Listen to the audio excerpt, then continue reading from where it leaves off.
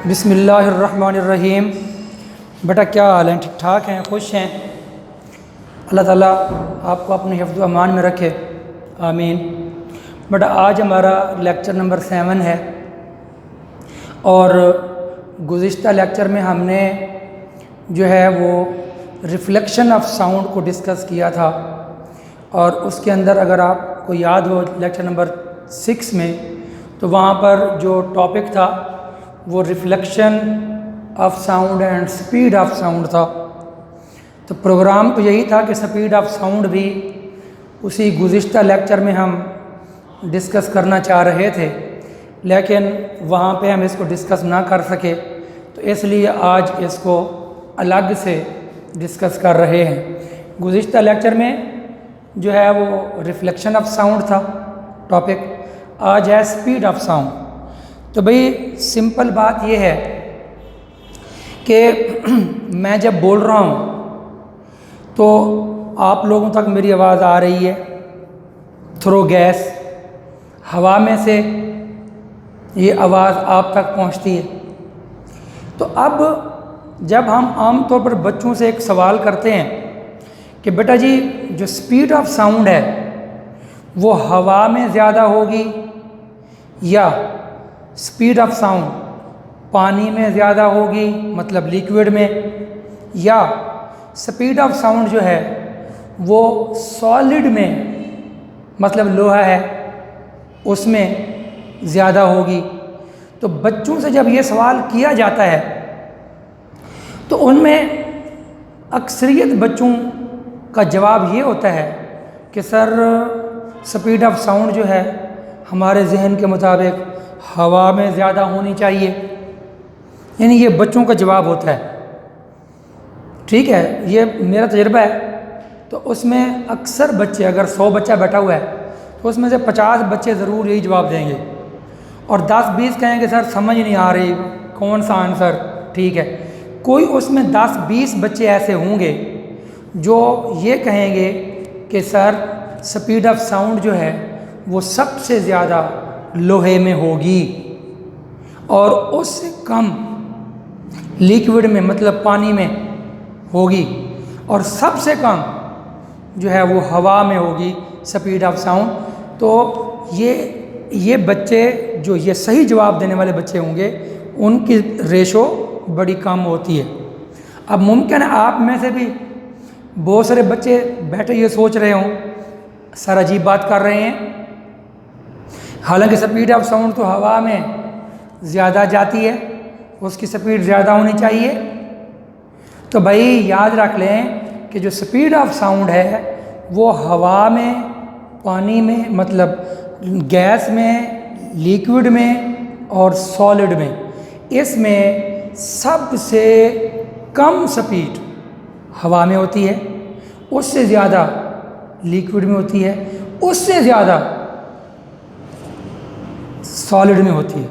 और ये रेशो क्या होती है? ये रेशो होती है 1, 5 और 15 की रेशो होती है। क्या मतलब? मतलब ये कि अगर हवा के अंदर स्पीड ऑफ साउंड 1 मीटर पर सेकेंड हो, फ़र्ज़ करें कि हवा के अंदर स्पीड ऑफ साउंड 1 मीटर पर सेकेंड है, फ़र्ज़ कर ले, तो फिर यही स्पीड ऑफ साउंड पानी में 1 नहीं होगी बल्कि 5 मीटर पर सेकेंड होगी। मैं इसको यहाँ पे यूँ बताऊँ कि ये अगर हमारे पास गैस है, ये अगर हमारे पास लिक्विड है और ये हमारे पास जो है वो सॉलिड है।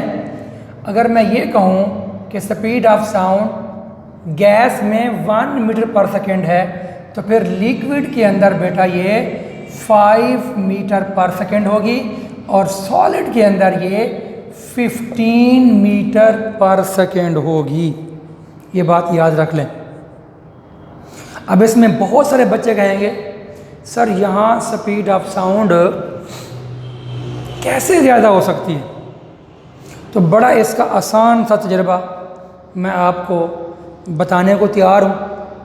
वो यूँ है कि जी ये हमारे पास समझ लें रेलवे लाइन की जो एक पटड़ी है जिस पर रेल सफ़र करती है, वो रेलगाड़ी, तो वो जो एक लाइन है रेलवे लाइन, ये लोहे की होती है, आपको पता ही है, आयरन से ये बनी होती है।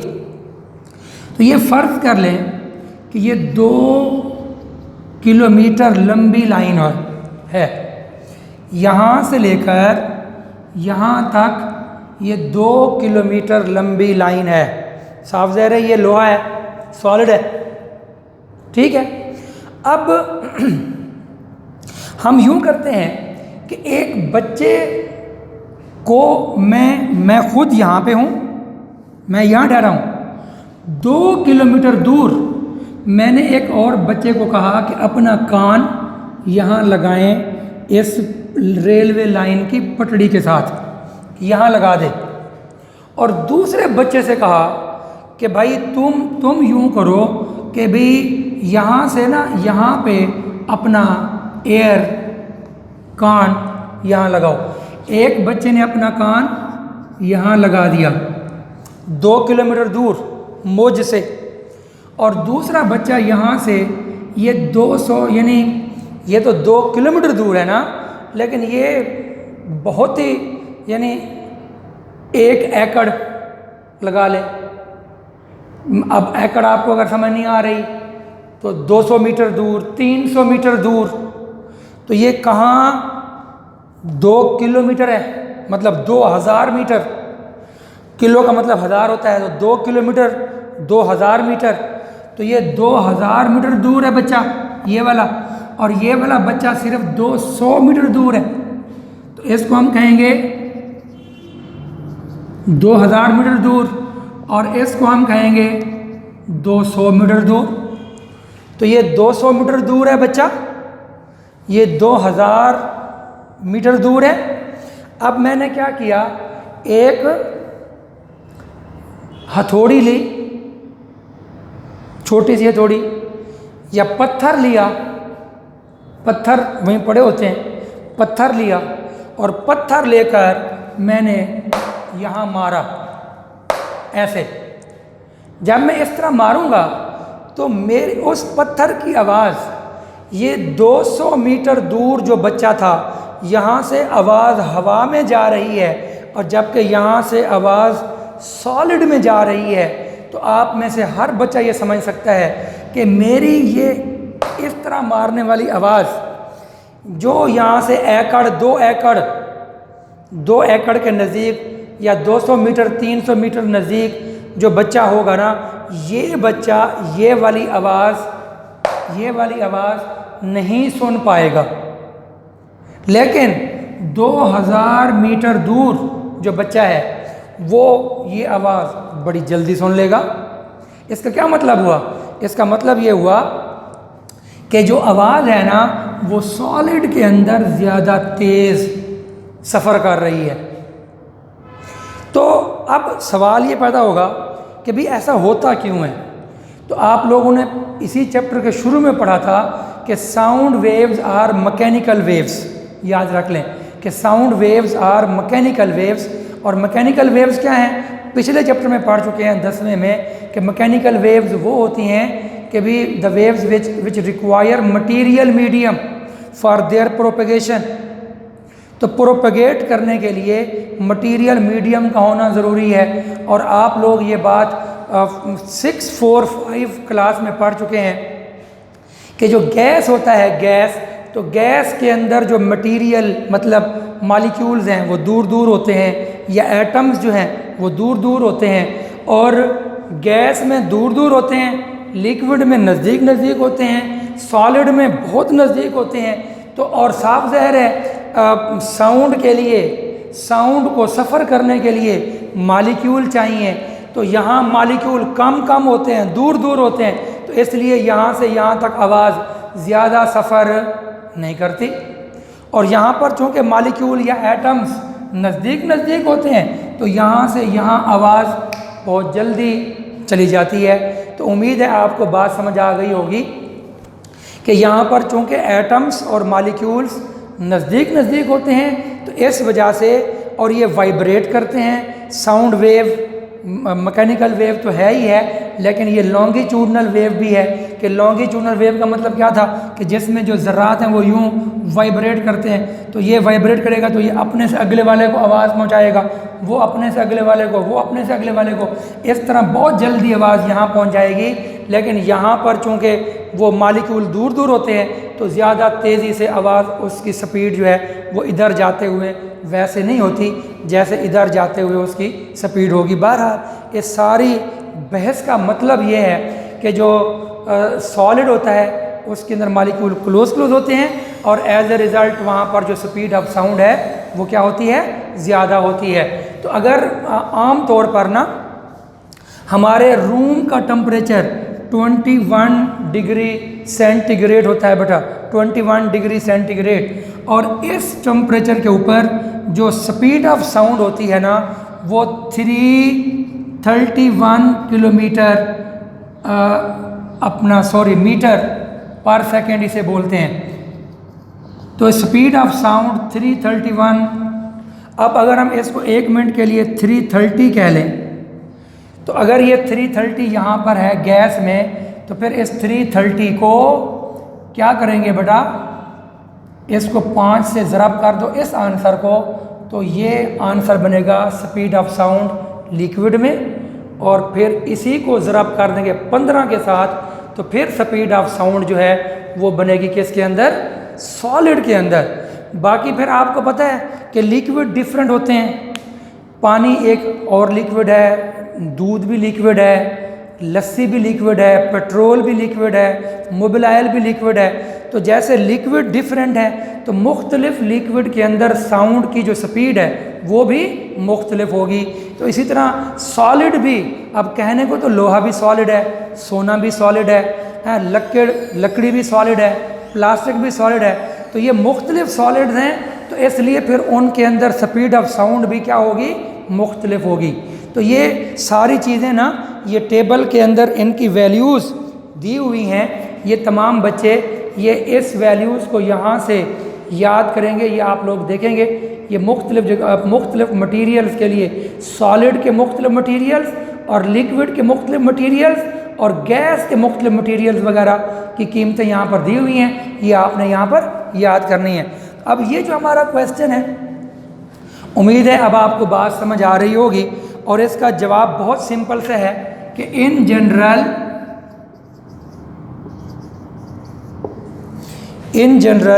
द स्पीड ऑफ साउंड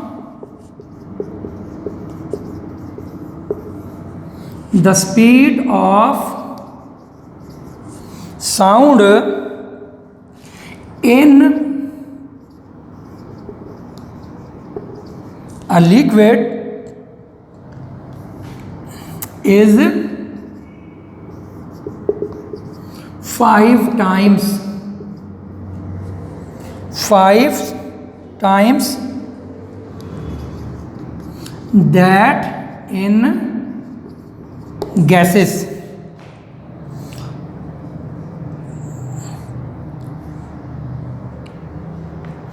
अच्छा, और उसके बाद एंड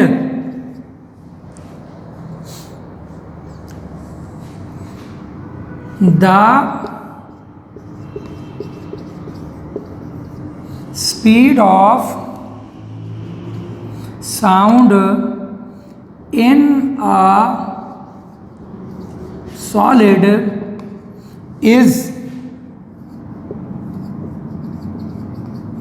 15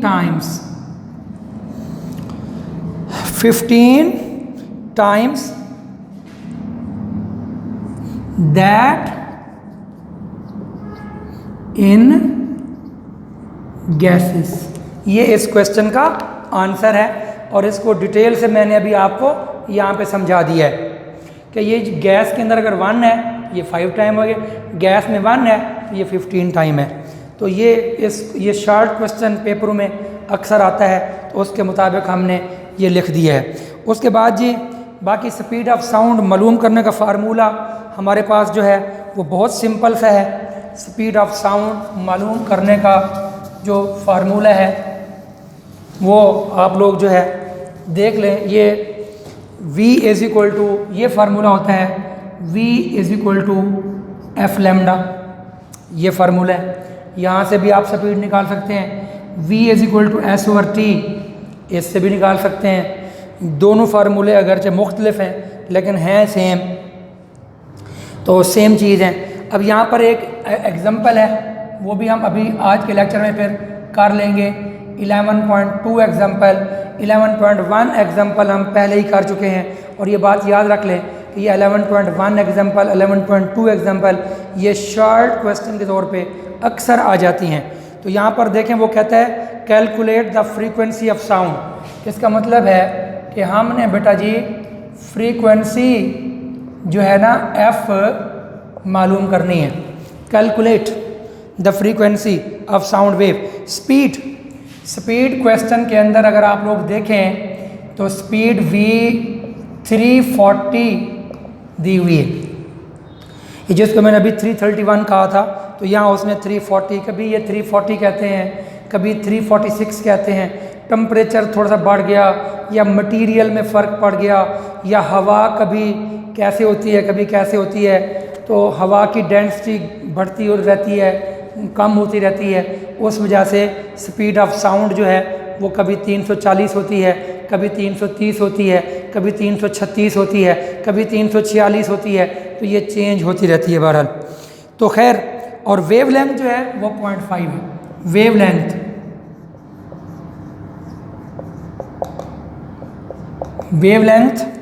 0.5 मीटर, तो ये चीज़ है। और वो कहता है कि जी अब हमने निकालना है फार्मूला, इसमें लगाना है बेटा। तो फार्मूले में क्या होगा, v is equal to f lambda, तो फिर f किसके बराबर होगा यहाँ से, v ओवर लैम्डा। अब यहाँ पे आप लोग आए बेटा, v की वैल्यू ये वाली लगा देंगे 340 वाली, और ये लैम्डा की वैल्यू 0.5, और इसका यूनिट क्या होगा, हर्ट्ज़। और इसको जब हम डिवाइड करेंगे तो इसका हमारे पास आंसर जो होगा वो 680 हर्ट्ज़ आएगा। तो यही हमारा आंसर है। तो इस तरह आपके पास जो है ये एग्जांपल 11.2 जो है वो ख़त्म हो गई। और उसके बाद एक छोटी सी एग्जांपल और भी है, इसको भी हम अभी ही देख लेते हैं, इस छोटी सी एग्जांपल को।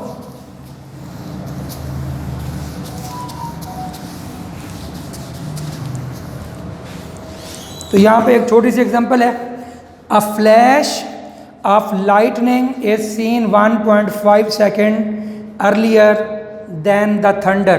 बादल गरज चमक रहे हैं, बारिश का मौसम जैसे है, तो होता है, आप लोग ने देखा होगा बादल गरजता है, उसकी आवाज़ भी आती है, और अपना उसकी आवाज़ भी आती है, और उसके बाद जो है चमक वगैरह भी आती है। तो खैर यहाँ पर ना उसने टाइम दिया हुआ है, ये एग्जांपल 11.3 है, 11.3 एग्जांपल है, और 28 पेज के ऊपर ये मौजूद है, 28 पेज। तो भाई इसमें टाइम जो हमें दिया हुआ है वो है 1.5 सेकेंड। यहाँ पे how far is the cloud, कि वो बादल कितनी दूर है, तो लेकिन स्पीड ऑफ साउंड वो यहाँ पे दी हुई है, स्पीड v, यानी जो वहाँ से गरज की आवाज़ आती है ना, उसकी जो स्पीड है ना वो 332 है, 332।